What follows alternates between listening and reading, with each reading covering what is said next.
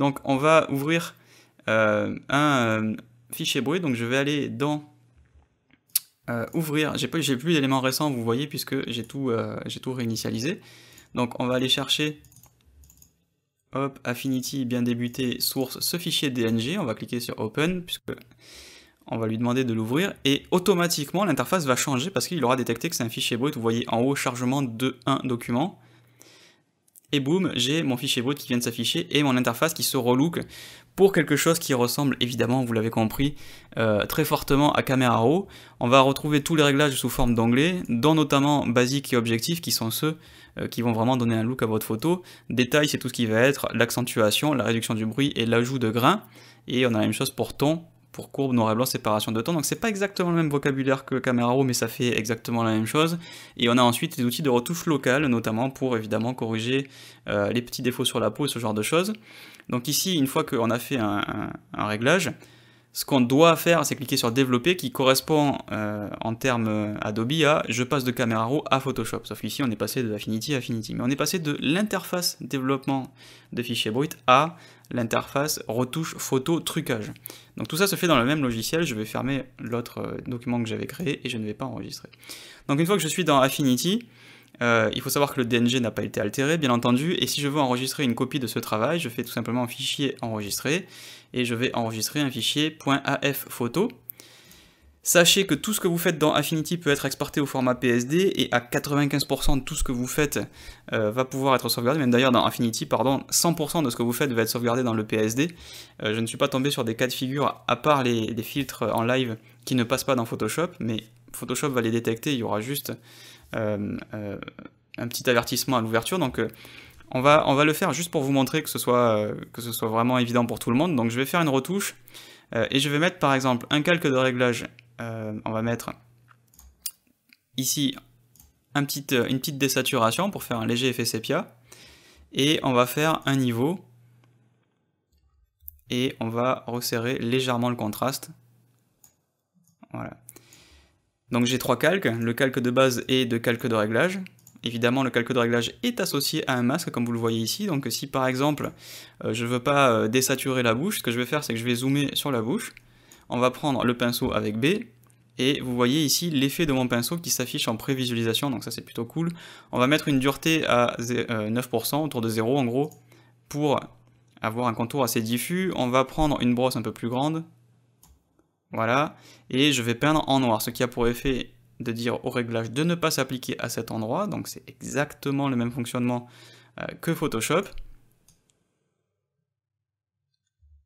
Et on va inverser, on va prendre une brosse un peu plus petite, donc là je travaille à la souris, je travaille pas à la tablette, voilà.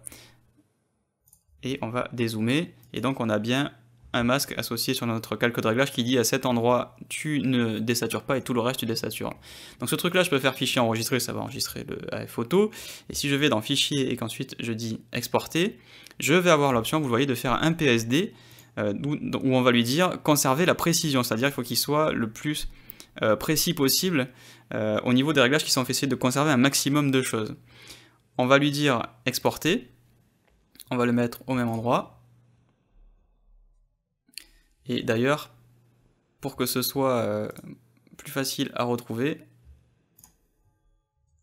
je vais aller chercher, en fait, quand j'ai fait mon exportation, je vais juste revenir vite fait, faire un truc qui est très pratique d'ailleurs sur Windows, que je ne retrouve pas sur Mac, c'est que quand je fais export ici, je prends le chemin, CTRL-C pour le copier, et je vais pouvoir le coller dans... Bam, mon explorateur. Je vais double-cliquer sur le PSD et on va ouvrir Photoshop et voir à quoi ça ressemble. Donc on a un réglage, enfin deux réglages qui sont faits en plus du calque de base, et on va voir si Photoshop arrive à ouvrir ça, et vous voyez qu'on n'a pas de problème. On n'a pas de masque qui s'est associé au calque de réglage, puisque tant que vous ne faites rien dessus, il considère dans le PSD qu'il n'y a pas de masque de fusion à faire. Vous voyez que dans Affinity il y en a un, mais sur mon réglage niveau, il s'applique partout. Donc a priori, il n'y a pas besoin de masque puisque tout est blanc. Donc ça a été traduit dans Photoshop par... en gros, il n'y a pas de masque de fusion. En gros, on s'attendait à ça, voilà. On s'attendait à un calque de réglage niveau avec un masque de fusion tout blanc, mais il n'est pas créé lorsqu'il est exporté par Affinity. C'est pas grave puisque vous voyez qu'au niveau du look, ça change strictement rien. Si on passe de l'une à l'autre, à part le zoom qui change. Tac, voilà. vous voyez que les images sont strictement identiques. Et j'ai déjà eu l'occasion d'exporter des PSD beaucoup plus complexes que ça, avec un maximum de choses qui fonctionnent.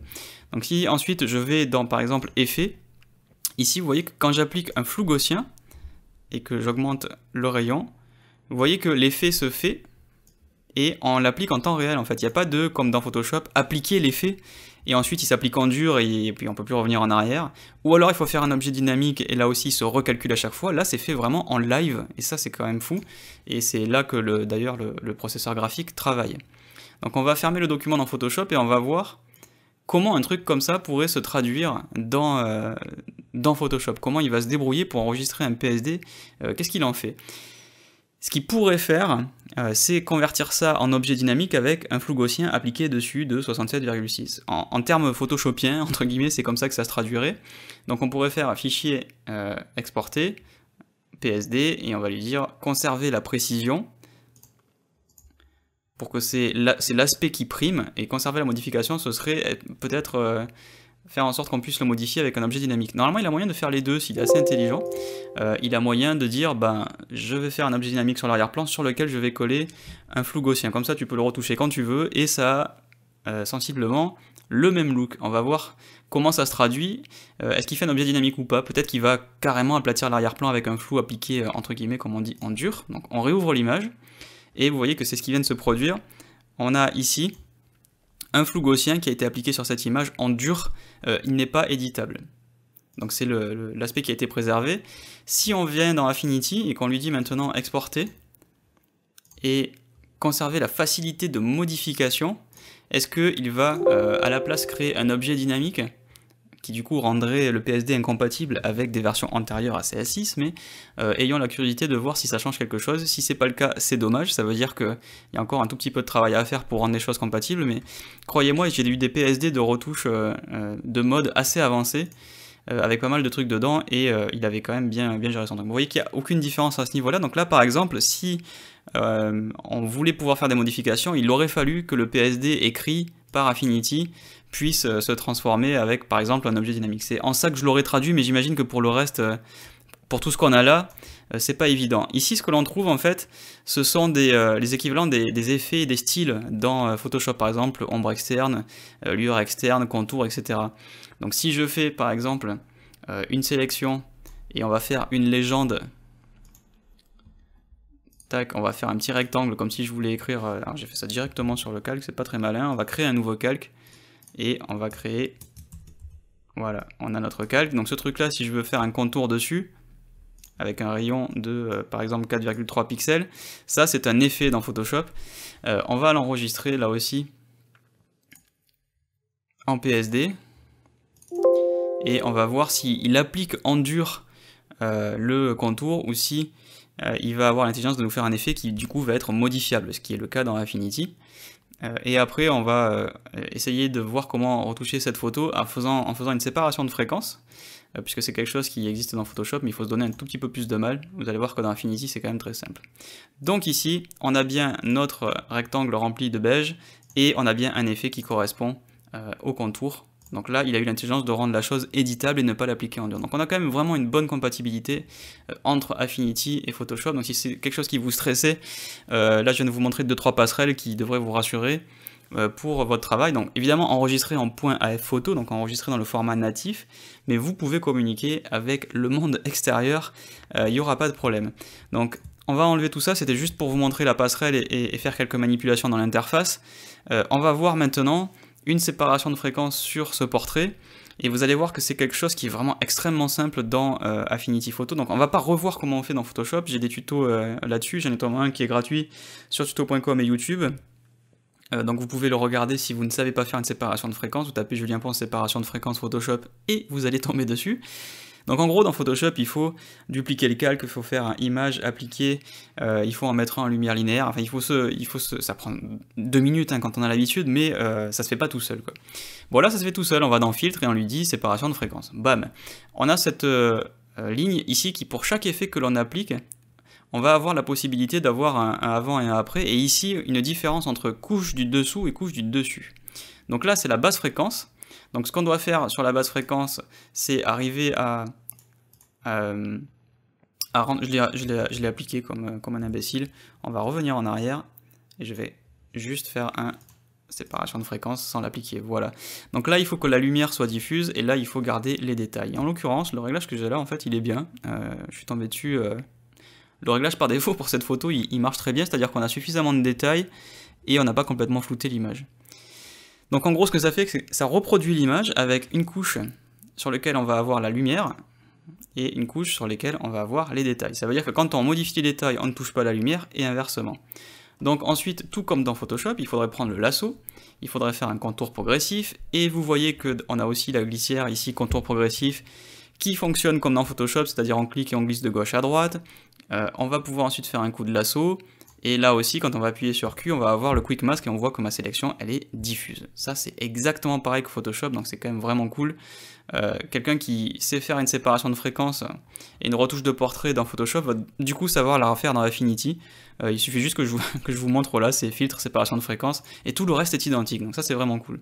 Donc on se met sur basse fréquence, on a donc une sélection diffuse, et comme vous le savez, on va aller chercher filtre, flou gaussien. Et ça va lisser la lumière. Voilà, vous voyez que je vais faire un lissage vraiment magazine un petit peu violent, autour de 20 pixels, et vous voyez que j'ai ce fameux mode qui me permet de faire avant-après, ça c'est vraiment génial. Enfin, s'il vous plaît Adobe, pour Photoshop, faites-le. Voilà, je peux pas vous le dire autrement, s'il vous plaît faites ça, on veut ça. Ça change tellement la vie d'avoir un truc en cours et de dire ah je regarde vraiment ce que ça fait sans avoir à faire CTRL-Z, CTRL-Z, CTRL-Z, CTRL-Z, c'est ce qui est stupide puisque ça fait recalculer toute l'image. Quand on fait CTRL-Z, c'est l'étape entière qui revient, alors que là c'est la carte graphique qui travaille en plus, donc c'est vraiment cool.